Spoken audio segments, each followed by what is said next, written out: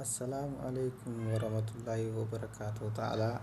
obboleeyyan kiyya kan fagoo jirtanis kan dhiyoo jirtanis kan na beektanii fi kan nan beekne jidduu kan qilleensarra wal beeknu marti keessaniifuu akkami ashama harka fuudheen nagaa qabtanii sun hundinuu salaamtaan kee bakka jirtutti isin akka qabu isiniin jecha arraan tana dhiyoo tana barnoota lamaaniin isiniif qopheessee ture egaa akka carraa ta'eeti kana dhukkubee isinirraa dhibaa'ee arrammoo isiniif dhufeetiin jira qophaa'ee isiniif hidheetiin jira. Barnoonni lamaanis walumaan laalla hedduu baay'ee tokko namatti tola akka na gammachiise daran akka isin gammaddan abdiin qaba waliin haa laallu. Feesbuukii keessa gallaa sunis haaluma feesbuukuuti as keessanitti gootanii isin haalatti feesbuukii keenya hatamaa jiru jechuudha. Akka teleefoortiin nurra godhaniis jechuudha nu jalaa seenaniituma nu hatanii nurra godhanii nu guban jechuudha. Siitingisitti hajuu kanarratti kilii gooya. Klik gone eroliana haye secret and login khaju khana radoina klik esra gona ze klik gone lal active new khana ma fara yiro jiro facebook en ki khona tame jira wantef isnin gerse yame do te jira khan amma firo amma ti fara jiro akana jiro G7 prem ani sira jira irran jira ture sent member didem sagali jiro khani rabuye sa'aatii jaafi deegaa kudhan jechuu akka isheetti gaanii beektan isin hundinuu warreen biyyoota arabaa jirtan akkasuma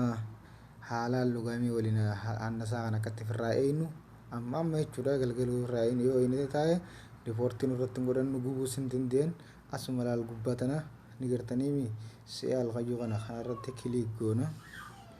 isa kiliik goonu Allahu akbar laalmee feesbuukiin kan ilaallatamee jira laa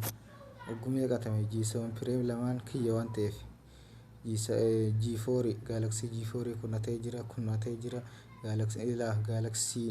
G2 kun hundi hatamee jira jechuudha lama diile bashaala tuun faan hedduun naatee feesbuukiin kun hatamee jira baay'een illee waan itti fayyadamutti hin jirre malee silaa fagoo riipoortiin irra godhanii na guban turan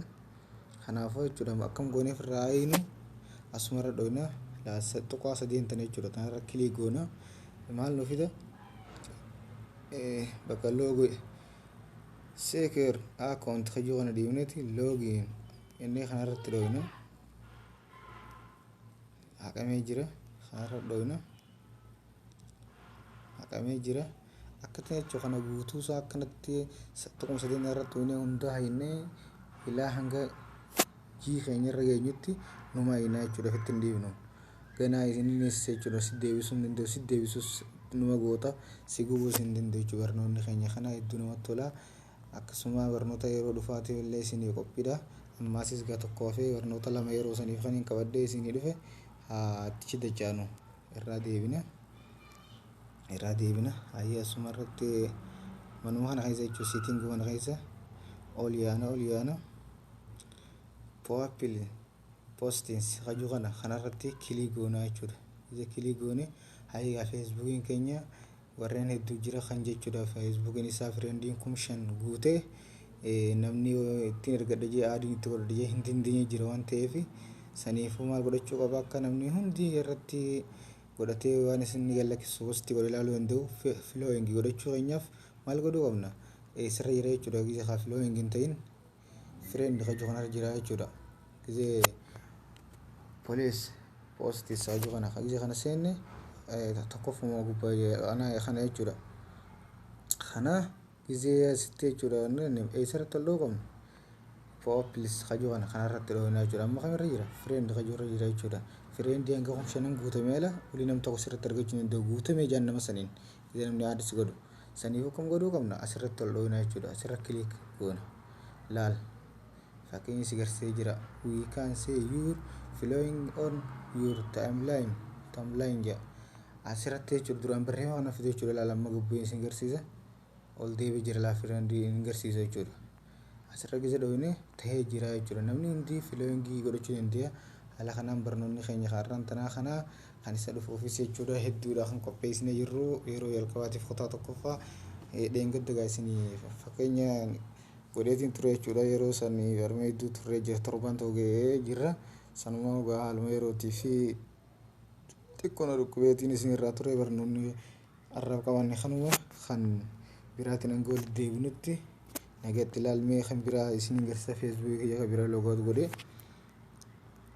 kan hin qabne jechuudha. Yookiin kan gubuus hin dandeenye abbaan fedhan irra mokkoruus gubuu hin dandeenye riipoortiin irra godhuu hin dandeenye jeemsifachee kayyoo kana ni gartanii hayi kanaa gisee seenne hayini seena kana olaanaa sumaan waliin hortoona hayi siitingii siitingis seenetiin jira kaatti Facebook ni fayyaa qabachuu akka gubuu hin dandeenye san fagoo silaa itti fayyadamutti hin jirre malee riipoortiin irra godhan hedduu seenee jira jechuudha. Irra jiraadhe yeroo amma na guban secret and logo in kayyoo kana kanuma irra dhooyina hayi gisee ilaaltan laakuma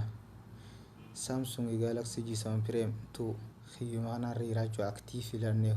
jala kanatti khiyyuma kanarra jira asirra yoon dhoyo siyaal akkana akkaatamee ilaaluudhaaf jechuudha. Laal hin hatamne jechuudha. Garuu nama tokkotu irra mokkoree jira sanillee Saudi Arabia Riyadh Saudi Arabia yoon irra mokkoree jira kanuma weessan dhoo asumaan tuqa irraa hin deebi'e خلاص Facebook kana jechuudha. Haala kanaani galatoomaa isiniin jedha.